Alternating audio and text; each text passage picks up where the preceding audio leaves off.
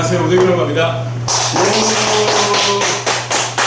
제가 오늘 자리한 거는요, 대입이 얼마 남지 않았으니까 우리 학생들과 학부모님들 대입 고민을 한 방에 해결해 드리기 위해서 나왔습니다. 제가 이제 항상 강연회를 하게 되면 좋은 거를 잔뜩 이렇게 써놓고 다니거든요. 되게 좋은 거 많잖아요. 그쵸? 네. 수능을 전과목 만점 받은 부분이 있었고요. 제가 수능 10번 봤습니다. 별로 안 놀라시죠? 놀랍니다. 수능 시험장 가서 10번 본 겁니다. 처음에 제가 대학을 가기 위해서 수능을 봤었고요. 제가 대학을 갈 때는 재수하고 3수까지는 일반적으로 하잖아요. 저는 4수에서 갔습니다. 별로 안 놀라시죠? 고등학교 3학년 때 수학 내신 0점을 받은 적이 있었는데 나중에 재수하고 3수 하다 보니까 어떻게 하면 효과적으로 수능을 준비할 수 있는 방법이라는 게 있더라고요. 오늘 그 방법에 대해서 아주 명확하게, 그런데 뭐 한 3년 정도 걸리는 이야기면 안 되잖아요. 수능이 이제 2달 남았으니까요. 그 부분에 대해서 고민을 해결할 수 있는 이야기들을 제가 아주 명확하게 해드리고자 합니다. 제가 강연회를 가게 되면 이 사진을 항상 갖고 다니거든요. 이 부분입니다. 이 부분. 저 제 이름이고요. 오대규 제 이름이고, 여기가 예전에 성적표에는 성적표에 등수가 나왔어요. 지금은 등급으로만 나옵니다. 그런데 이때는 등수가 나왔는데 여기가 학급이고요. 학교고 전국 등수입니다. 그러니까 이제 여기 한 일자라고 써있잖아요. 그러니까 1등급이 아니고 1등입니다. 1등. 그러니까 뭐 별로 안 놀라시는 거잖아요. 뭐 익숙하니까. 맨날 보셨으니까요. 그렇죠? 너무 놀라서 말이 안 나옵니다. 그 100분이 100에 100이라는 겁니다. 별로 안 놀라시죠? 원래 소수점으로 끝나야 되는데, 근데 제가 이 부분을 왜 먼저 말씀을 드렸냐면 바로 이 부분입니다. 진짜 1등은 답을 알고 있다. 이 부분이에요. 그러니까 막연하게 뭐 열심히 합시다. 그 부분 물론 중요하죠. 그런데 구체적인 방법을 좀 설명을 드리고 싶어서 제가 오늘 이 자리를 했습니다. 실제로 수능을 10번 봤었고요. 가장 결과가 좋았을 때는 공부 못했다가 나중에 잘하겠다는 부분들을 말씀을 드렸고요. 그리고 수능은 현장에서 10번 봤습니다. 그러니까 이제 시험지를 인수해서 본 게 아니고요. 시험장 가서 봤습니다. 그래서 제가 이제 우리 학생들에게도 맨날 하는 이야기가 뭐냐면, 저의 20대는 수능입니다. 군대 갔을 때는 휴가도 나와서도 봤습니다. 네, 10번을 꼭 봐야겠다는 목표의식이 있었고요. 네, 그 부분이 있었고, 오늘 제가 설명드리려고 하는 부분은 이 부분인데요. 30일에 하나 등급을 어떻게 하면 올릴 수 있는지에 대한 구체적인 방법론을 제가 책으로 낸 부분 그대로를 오늘 간략하게 20분 정도 시간 동안에 요약해서 오늘 말씀을 좀 드릴 겁니다. 그 부분이고요. 그리고 이제 강의 현장에서 제가 올해로 수능 강의한 지가 16년 됐습니다. 강의 현장에서 우리 학부모님들과 우리 학생들이 가장 궁금해하는 질문들, 핵심 질문들 몇 가지만 제가 오늘 말씀드리도록 하겠습니다.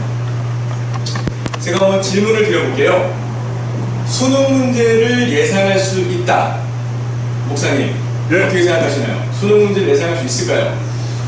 천재만 할 수 있을 것 있습니다. 같고 못할 것 같아가지고 1등 경험 있는 분은 아닐 수 있을 것 같습니다. 제가 수능을 10번 응시했었고요. 실제로 수능 강의를 16년째 강의하다 보니까 정말 핵심 정보가 있더라고요. 그 정보를 제가 주관적인 정보를 말씀드릴 것 같으면 안 되고 아주 객관적인 정보를 바탕으로 원칙적으로 수능 시험 문제가 어떻게 예상이 가능한지, 그리고 그로부터 어떻게 공부하면 되는지 설명을 드리도록 하겠습니다. 그럼 첫 번째인데요. 어떻게 하면 수능 문제가 100% 예상이 가능한지 이 부분을 좀 말씀을 드릴게요. 이 자료입니다. 수능을 출제하는 기관이 교육부가 아니고요. 한국교육과정평가원이라는 기관이 있거든요.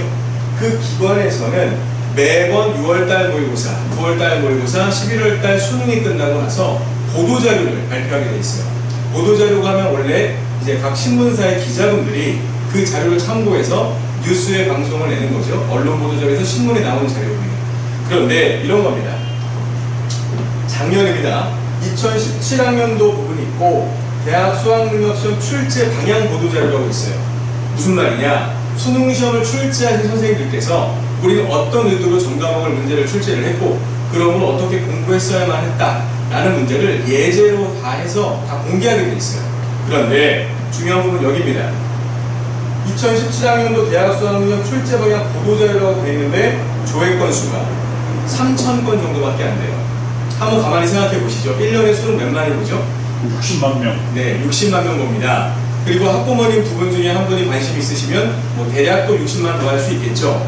거기에 학원 선생님, 학교 선생님, 교육 관계자분들만 다 더한다 하더라도 산수만 하더라도 100만 명은 돼야 되지 않을까요? 그런데 이 사이트에 이 자료가 올라와 있는데 조회 건수가 몇 건이었죠? 300. 네, 3,000건이었습니다. 3,000건. 그러면 거의 안 봤다고 봐야 되는 게 맞죠. 다시 말씀드리면 수능 시험을 출제하는 기관에서 우리는 문제를 어떻게 내고 있다, 그러므로 어떻게 공부해라 라는 정보를 다 올려놨습니다. 누구만 하는 정보가 아니라 지금도 이 홈페이지를 들어가게 되면 누구나 열람해서 볼 수 있는 자료입니다. 그런데 우리 학생들이 교육 정보가 있음에도 불구하고 모르고 있다. 이 부분이 가장 첫 번째 부분이었고요. 한 가지만 더 말씀을 드리면 이 부분입니다. 2018학년도면 지금 고3들이 수능을 응시하는 부분인데요. 2018학년도 대학 수학능력시험 학습 안내 발표 자료라고 되어 있어요. 무슨 말이냐? 말 그대로입니다. 수능시험을 출제하는 기관에서 우리는 문제를 어떻게 낼 거니까 이렇게 공부하세요 라고 해서 올려놓은 자료입니다. 그러면 우리가 무턱대고 지금 공부부터 먼저 할 게 아니라 어떻게 효과적으로 해야 되는 방법을 알고 해야 되는 게 먼저이겠죠? 그래서 이 자료를 바탕으로 한다면 수능 문제를 예상할 수 있다라는 거 제가 말씀드리고 싶은 내용의 첫 번째, 그리고 또 하나는 두 번째 자료가 하나 더 있습니다. 바로 이런 자료인데요. 보도자료를 보게 되면 이러는 거죠. 아까 말씀드린 대로 출제 방향 보도자료에 각 과목마다 문항번호 몇 번에 어떤 의도로 출제를 했다, 문항번호 몇 번은 어떤 의도로 출제를 했다, 문항번호 몇 번은 어떤 의도로 출제했다라고 해서 수능 전 과목에 전 문항에 수능을 출제하는 선생님들께서 이 자료의 출제 주제를 다 적용되어 있습니다. 그러면 우리 학생 입장에서는 출제 주제가 이렇게 나왔으니 내가 이 생각을 하고 맞았는지, 이 생각을 하고 풀었는지를 검토하는 것이 너무너무 중요하겠다 라는 부분이었고요. 정말 중요한 자료 두 번째를 말씀을 드리면 바로 이겁니다. 실제로 수능시험 문제는 원칙적으로 예상 가능한 이유가 바로 이겁니다. 6월달에 올해도 6월 1일 모의고사를 봤고요. 9월 6일날 모의고사 봤습니다. 실제로 6월달 문제와 9월달 문제가 정말 11월달에 똑같이 나옵니다. 별로 안 놀라시죠? 우리 학생들이 고민이 굉장히 많잖아요. 어떻게 하면 수능을 잘 볼까? 이 부분을 좀 제가 설명을 구체적으로 드릴게요. 말씀을 드리면 우리 학생들이 수학 문제에서 가장 어려워하는 문제가 바로 21번 문제입니다.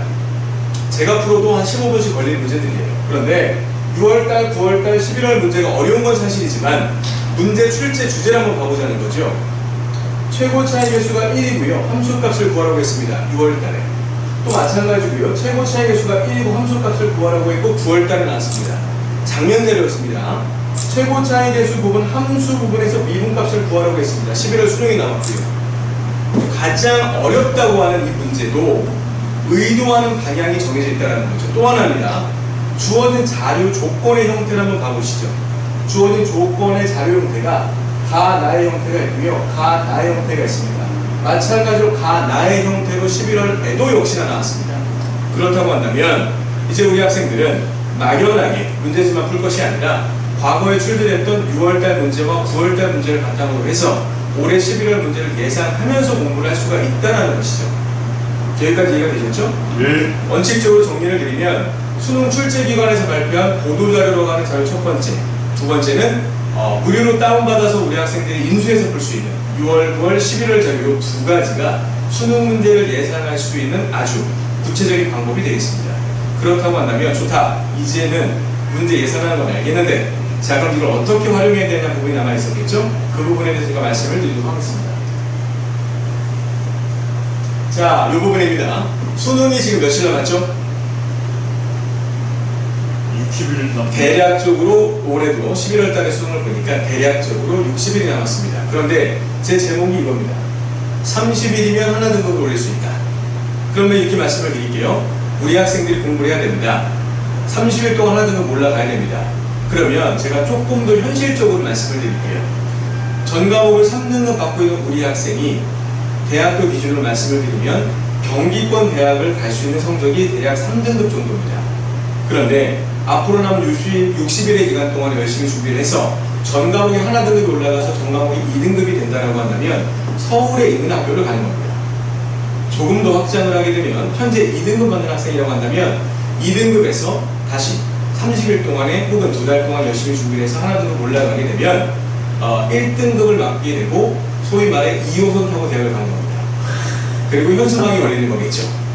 이해되시죠? 예. 그 부분인데 그게 불가능하냐라는 부분을 작년 수능 점수 데이터로 제가 설명을 좀 간단하게 드리겠습니다.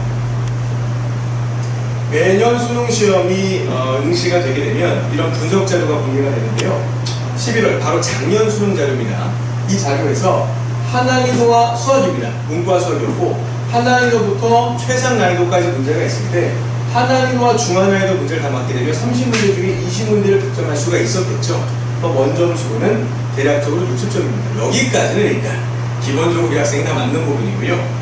여기에서 4문제를 더 맞는다고 한번 해보겠습니다. 그렇다고 한다면 원점수 몇 점이죠? 76점입니다. 100점 만점이에요. 그러고 나서도 이 밑에 있는 문항들이 아직 남아있는 겁니다. 대략 6문항 정도가 남아있는 겁니다. 여기 화면에는 조금 안 나왔지만 최상 난이도 문제가 한 문제가 배치되어 있었거든요. 그런데 진짜 어렵다고 하는 그 4문제, 최상 난이도 한 문제와 상난이도 3문제를 빼고 나머지 26문제를 다 맞게 되게 되면 원점수 84점을 작년에 맞았었던 겁니다. 그런데 작년에 등급컷, 아까 제가 말씀드렸던 2호선을 타고 가는 2등급 컷이 원점수 몇 점이었죠?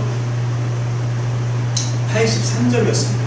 다시 말씀드리면 지금 남은 기간 동안에 뭘 할 수 있냐고 물어보신다고 한다면 정말 어려운 4문제는 일단 빼는 거고요.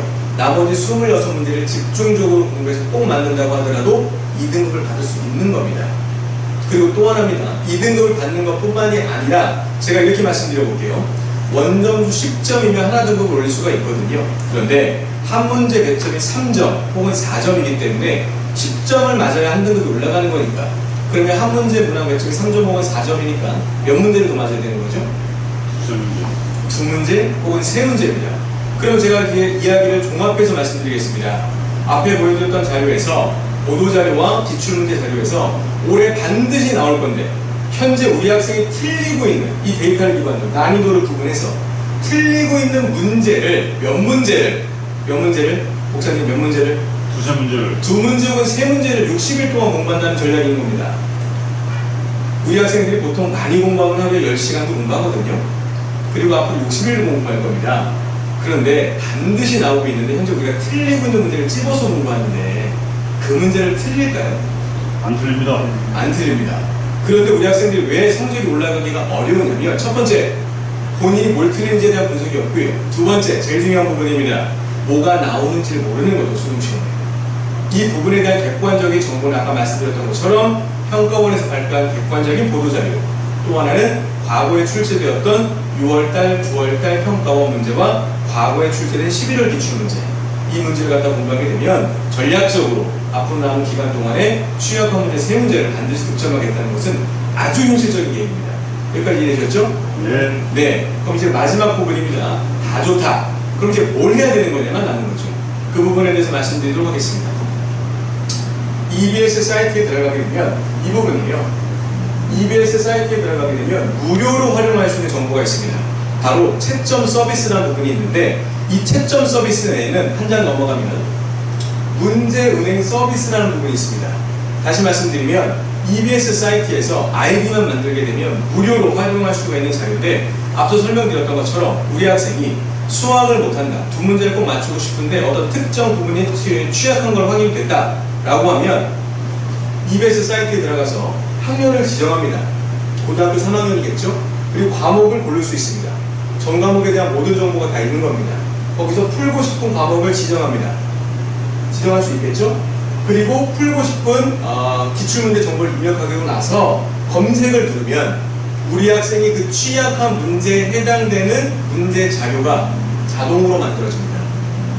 그러면 이 자료로부터 앞으로 남은 60일 기간 동안에 집중적으로 내가 틀리고 있고 현재 득점 가능한 중하, 중상 난이도까지 문제를 우선적으로 공부하게 된다면 앞서 설명드렸던 것처럼 수능에 반드시 출제되는 3문제를 맞춰서 원점수 몇 점? 산수. 3점 혹은 4점이니까 대략 10점 정도를 득점할 수 있으니까 하나 등급을 올릴 수 있다는 것은 너무나 현실적인 계획입니다.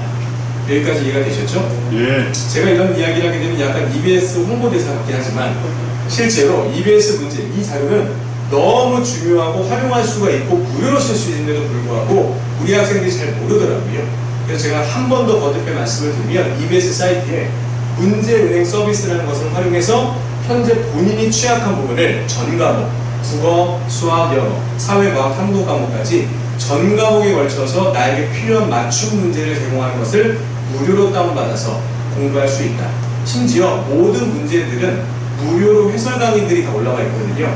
그 해설 강의를 이용한다고 한다면 혼자 공부하고 해설지를 갖다 봤을 때 막히는 부분에 대해서 해결할 수 있는 부분이 있기 때문에 제가 거듭 강조해 준 말씀을 드리는 겁니다.